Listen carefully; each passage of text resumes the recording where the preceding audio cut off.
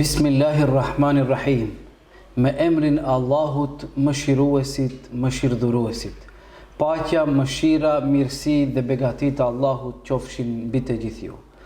Të nderuar teleshikues, ju që na ndiqni, mirë se takohemi sërish këtu në TV Ikre, në ciklin e emisioneve të Ramazanit, ku sot mysafir kemi drejtorin general të medreses Isabeu, doktor Islamin, me të cilin do të flasim mbi vlerën e diturisë. I nderuar, mirë se erdhët, është kënaqësi t'ju kemi këtu në emisionet tonë. Mirë se u gjetëm, i nderuar, edhe për mua është një kënaqësi dhe veçori e veçantë që jam bashkë me ty këtu. Ju falënderit. Atëherë, i nderuar, fillimisht ka mundësi të na shpjegoni pak në lidhje me rëndësinë dhe kuptimin e fjalës dituri.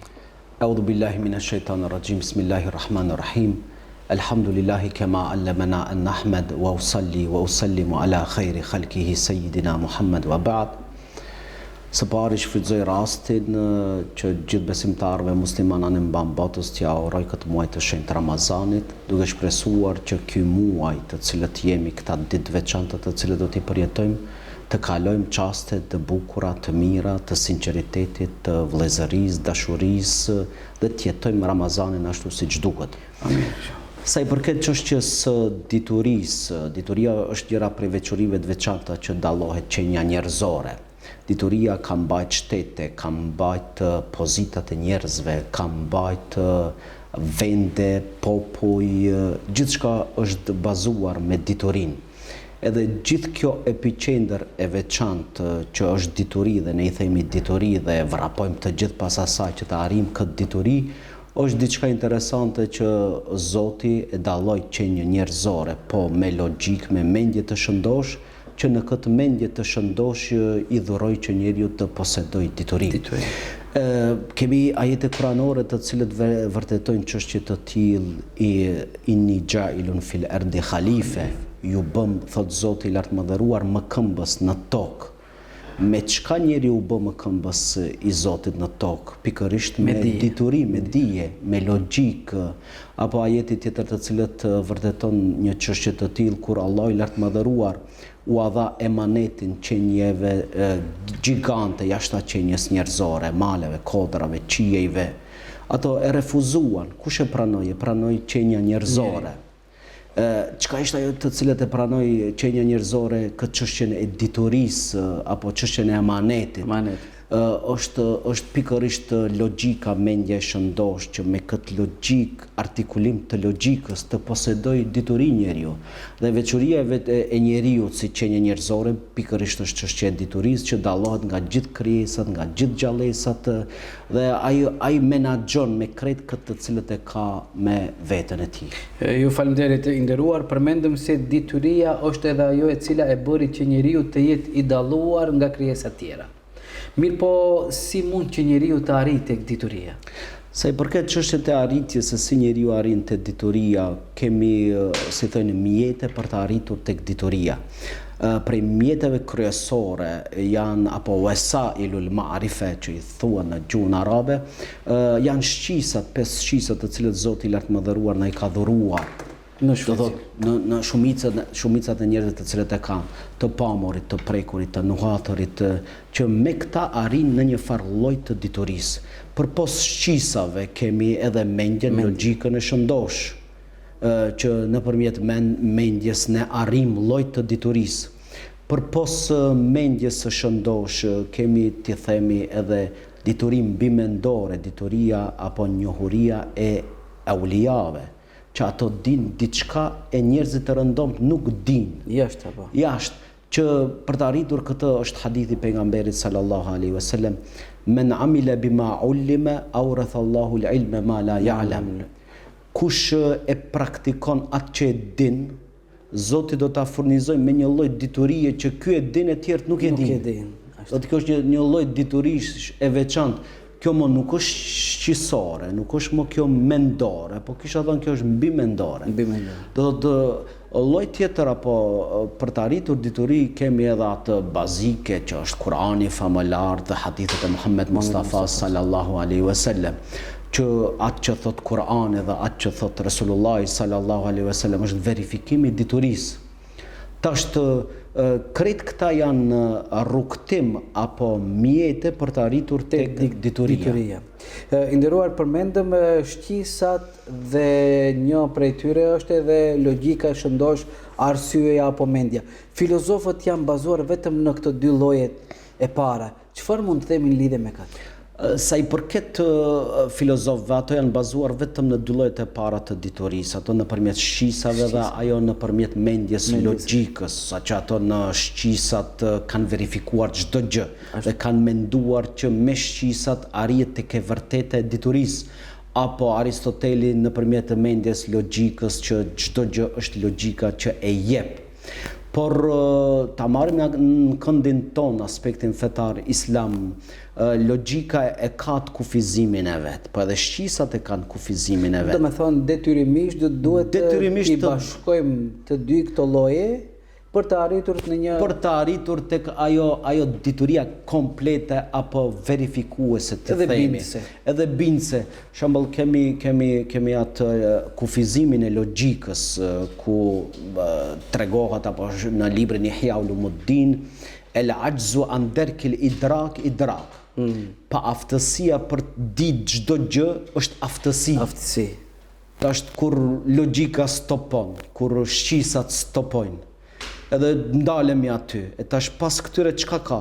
Ka ajetet kuranore, hadithet e Muhammed Mustafa sallallahu alaihi wasallam. E tash ne kur e kuptojmë këtë, atëherë kjo është aftësia.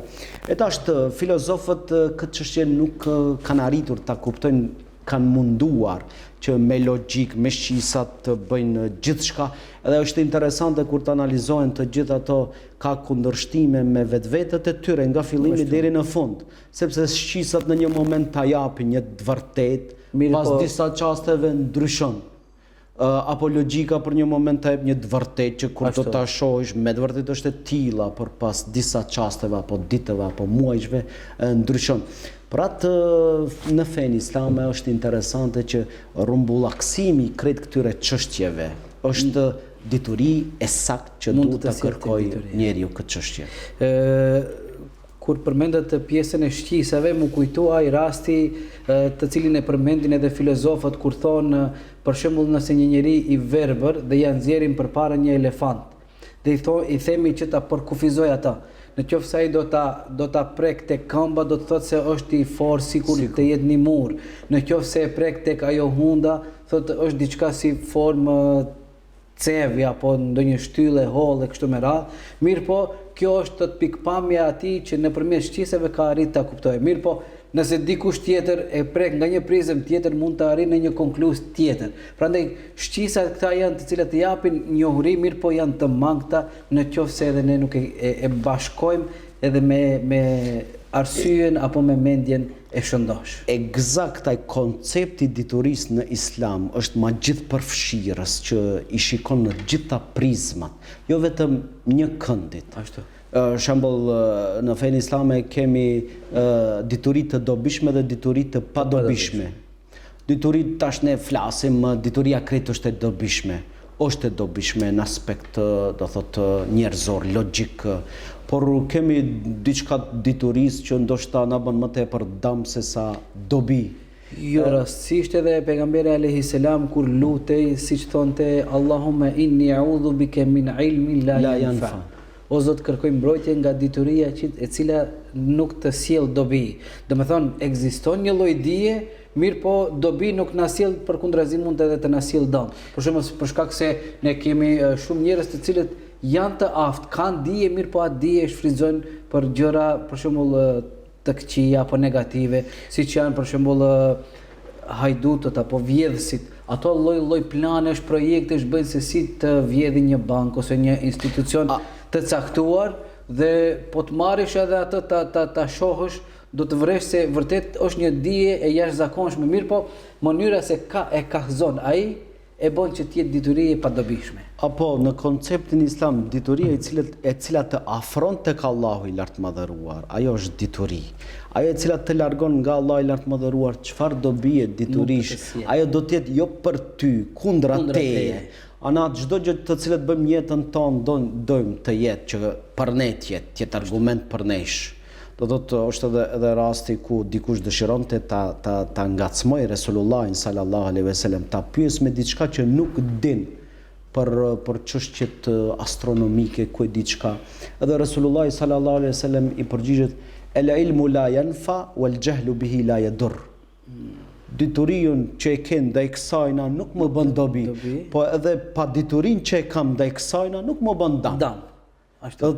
Ke diçka që nuk më bën dam mua. Njohuri e dorës dytë apo tretë themi, kur për shkak se ne kemi shumë gjëra më elementare të cilat i kemi më të nevojshme t'i dim. Ju falenderit i nderuar, atëherë me që edhe në fillim përmendet disa, ka mundësi të na përmendni disa ajete të cilat flasin mbi vlerën e diturisë. Sa i përket ajeteve që flasin mbi vlerën e diturisë, kemi shumë ajete kuranore, saqë nëse i numërojmë në numër janë mbi 80 ajete kuranore që flasin dietarët që këta ajetet kanë eksakt për diturinë.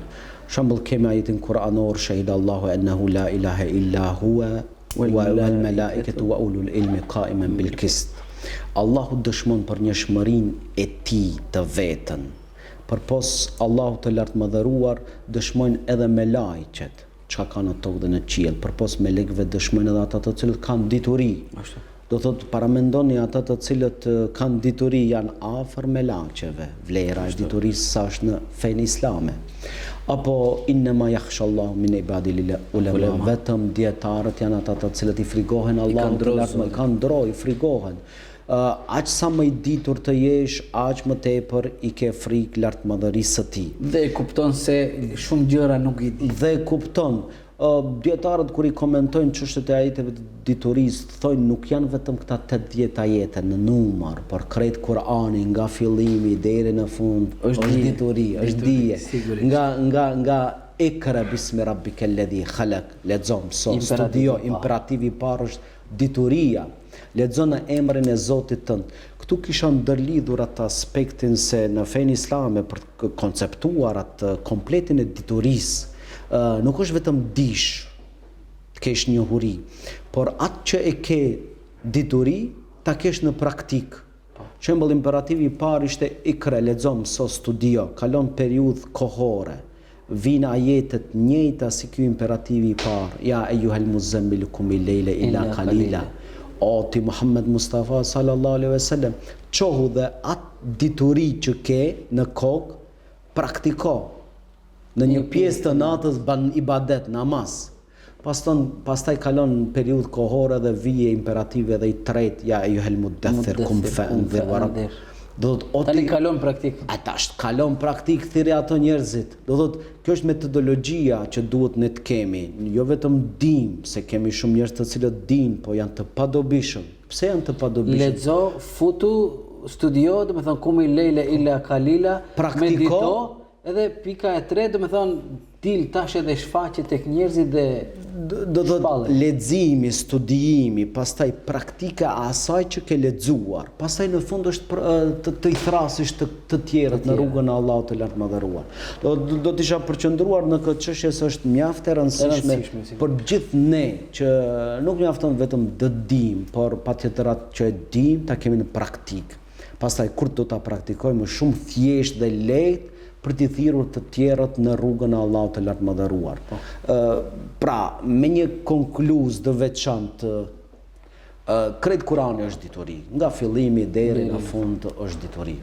I nderuar drejtor, në qoftë se do të kthehemi tek literatura e hadithit, pra tek hadithet profetike, çfarë mund të themi për sa i përket haditheve në lidhje me vlerën e diturisë? Po nëse do të ndalemi në hadithet e Resulullahit sallallahu alaihi wasallam, hadithet janë edhe më tepërta të cilët në numër që flasin për dituri, që kemi mbi 1000 hadithet Resulullahit sallallahu alaihi wasallam që flasin për vlerën e diturisë, ku kemi hadithin e Resulullahit alayhi salam men yuridillahu bi khairan yufaqihu fi din. Kujt ja don Zoti të mirën, ja mundson që ta kuptoj fehen. Wa allimhu at-ta'wil, dhe ja mundson që ta shpjegoj atë fe. Do të është një vlerë e veçantë. E kupton dhe e shpjegon. Ne mund të kuptojmë, por nuk dim të shpjegojmë. apo mundohemi të shpjegojmë por nuk kuptojmë. Do thotë që është veçori e veçantë. El ulema warathatul anbiya, do thotë dietarët janë trashëgimtar të pejgamberëve alayhimus salam. Pejgamberët alayhimus salam nuk lanë kapital, nuk lanë pasuri, po çka lanë dituri.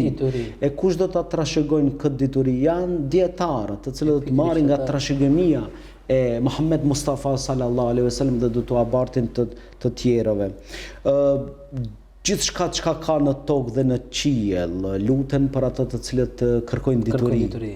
Po edhe një peshk në fund të detit, melaçët shtrin krahrorët e tyre, krahët e tyre mbi ata të cilët kërkojnë dituri.